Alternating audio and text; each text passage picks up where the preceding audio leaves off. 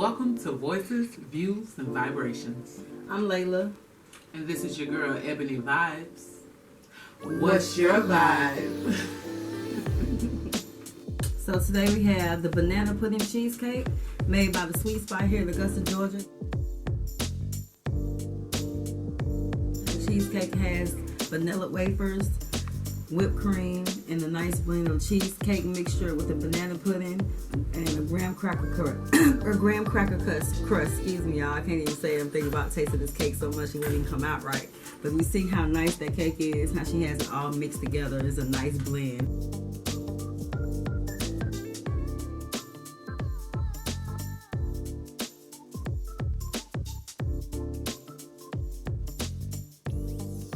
And we say we got a nice little piece that we cut out here, and you guys see how thick that cheesecake is. Ooh, that looks delicious. And how everything all comes together. It's all nice and crumbly. Boy, I'm telling you. I'm gonna have a piece of this so we can try it to see what it tastes like. Girl, you wanna taste this with me? Yeah, girl, go ahead. Go ahead and get you some. Yeah, it's my cheat day, so I'm gonna have a little bit of this. It looks so good. All right. This is worth a cheat day. It's delicious. Yeah. That was good. The Sweet Spot. Sweet Spot. Augusta, Georgia. China Jones. The Sweet Spot. That's good. Last time we was here, we were talking about voting and about how we wanted to, have Biden be our president, and we was going against Trump. Everything was going on. So guess what? We happened, guys. We got Biden. He's going to be our president. Him and Kamala Harris. And my daughter made a great point about something that Harris is not only the first Black vice president, but she is also the first woman vice president. So that's a lot of things that we got going on here, like with our election this time. But it's still not enough. We have our Democratic president, and because of that, so we have to something else. What's else important, Eddie, that we have going on about this election? We need you all to get out to the polls and vote January 5th for Raphael Warnock and John Ossoff. It's very important that we finish the fight. We have to get it where we left off, honey. The president is just not enough. We need for our Senate and the House, we need all that to be blue. We need Democrats all the way around. So guys, don't just stop now with this first election. Vote in January too, so we can get what we need. Yes, turn the Senate blue. We got everything, with the elections, and we're talking about everything. So Ebony, what's your vibe of the day? Well, my vibe of today, honey, is all about investing in yourself. Now, why do I want to talk about investing in yourself? Well, the last time we had a show, a good friend of mine actually posted that on the actual post. It's kind of doing a poll about what people want to hear. What do you guys want to talk about? What's important to you? Because we want to give you what you want. So she made a good point about investing in oneself. And I definitely think that is a very critical part of anyone's life, whether you're a man or a woman, investing in yourself. So I decided today that would be the vibe today, investing in yourself. So now let's talk about what are some of the ways that you can invest in yourself, right? Some of the ways that you can invest in yourself is by building your skills and your talents. You can take a class or, gain another trade under your belt, and not just depending on one thing to get you by. Because one thing is for certain, nothing lasts forever, and you cannot just depend on one thing to get you by or take you to the next level in life.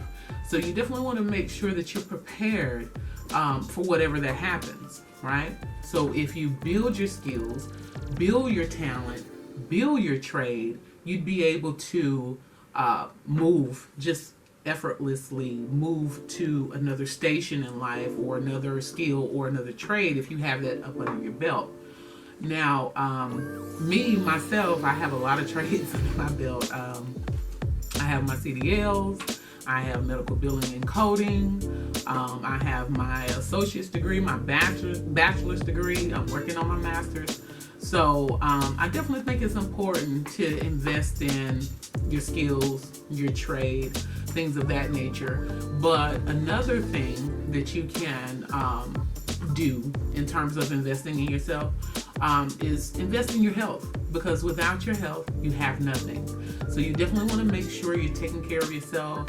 You definitely want to make sure that you're taking the time to make sure you get good rest, make sure you're eating right, so that you can perform to carry out the goals that you have, right? Now, some examples of people investing in themselves, right? Let's take Steve Jobs. Okay, he invested in himself. You know, he started out in a garage. He had to acquire manpower, equipment, things of that nature. He had to invest his time, and so you see the result of that. He became a billionaire. You have Apple products. Even after he's gone, his legacy still moves on, and that's the key here: building a legacy, building generational wealth. Now, another way you can invest in yourself is by starting a small business or business, right? I have small businesses. That's what I choose as a lane of investments, as well as assets. But it don't have to always be just about monetary assets, stocks, bonds, things of that nature. As long as you take care of yourself, take care of your health, invest in your health, invest in your skills, in your trade, invest in, your business, whatever it is that you want to do, just make sure that you're making a plan for the future. So, Emily, I think that was a real great vibe that you gave today. A lot of people don't know how or when or what type of sacrifices that is, that's needed to invest in yourself. Sometimes you have to sacrifice some finances, maybe some relationships or different things of that nature. So I think that was a really good point that you touched on, investing in yourself. That's a really great vibe. Thank you, girl. I do my best. I got to look out for my people. So today we're going to talk a little bit about forgiveness and selfishness, and what it can do to you as a person. So forgiveness and selfishness. A lot of times in life, selfishness is something that is hard to some people because you don't like to be selfish, because selfish is considered to be something bad. But selfish is not always bad. Sometimes selfish is good, especially if you're doing it for a betterment of yourself. Forgiveness is one thing that some people have a problem with, because you don't want to forgive people because they hurt you. So you're like, I'm not forgiving him. But sometimes forgiveness is not for them. It's for you. You forgive them so that way that you can move on. A lot of times, a lot of people tend to tell me, my family tend to say that I'm selfish a lot. And because I do a lot of things, and I tell them all the time I'm going to do what I want to do, but it's not from a selfish aspect. It's more so from, just me feeling like doing the things I need to do to make me better as a person. I don't think I'm selfish at all. I think I'm actually very giving, and because that I'm giving in that way, I think a lot of people take advantage of that side of me, because I give a lot to my friends, to my family. Sometimes I give a lot too much to the wrong people. And that's something right now that I'm learning how to be, is learning when to be selfish and when not to be selfish, because I have a hard time. I choose to be selfish in the wrong times and unselfish in, I guess, say the right times. I don't know, I might have said that backwards, but that's how I feel. I'm learning how to be when and when not to be selfish, because like I said, it can be good or it can be bad. So Ebony, what is selfishness to you? What does that mean? With being selfish, I feel like being selfish is, just only worried about yourself, concerned about your feelings, never putting anyone else's feelings, taking anyone else's feelings into consideration. And I think the best way to combat that would be to, have selflessness, meaning, caring for others, nurturing others, and taking time with other people rather than just worry about yourself. Now, there are times when, there's a need to be selfish, right? Because sometimes people will take advantage of your kindness, and, they'll use you. They'll take. So you have to know your limits. You have to know who you are, and be centered with yourself well enough to know, hey, this is not right.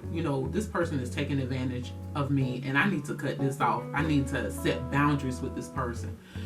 So in that regard, being selfish is okay. There's a fine line. You have to have a balance, between being selfish and having selflessness. So selflessness, again, you want to care for others, help others when you can, when God puts it on your heart. But don't be taken advantage of. Don't let anybody take advantage of you and just take from you and then try to manipulate you and say, oh, you're being selfish, when in all actuality they just want you to put out more. You know what I'm saying? So we have to be cautious of that as well. A personal story, where I had to be selfish was when I was in this relationship and the person was telling me like, you're not giving enough. I'm not getting this from you. I'm not getting that from you. And it was like, I really had to do an evaluation of myself and, do a self-assessment and really, know my value, know my worth, and look at the situation and say, well, hey, look, this is what I'm bringing to the table in terms of this relationship, but you're not reciprocating. But yet and still, you're still telling me that you want more and more and more out of me. So, no, ma'am, I had to cut that. And, I had to be selfish at that time, Now, there have been times that I've been a selfish person, of course. I grew up the only child, for a number of years. I do have a brother, but he was not raised in the home with me. I have a first cousin who I consider like my sister, and she was raised up in the home with me, but that was later on in life, in my teens. But yeah, so I've had my bout with being a selfish person, and I had to do some self-reevaluating and, determine that, hey, I have to make some choices here. If I want to be a better person and I say I want a better future, then I have to make some changes. It can't always be about me. You know what I'm saying? It's not all about me. The world does not revolve around me. I have to include others. And that means nurturing others, being kind to others, sharing with others. Again, I feel like the antidote to being selfish is, being selfless. Having that selflessness. So that's my story, you guys.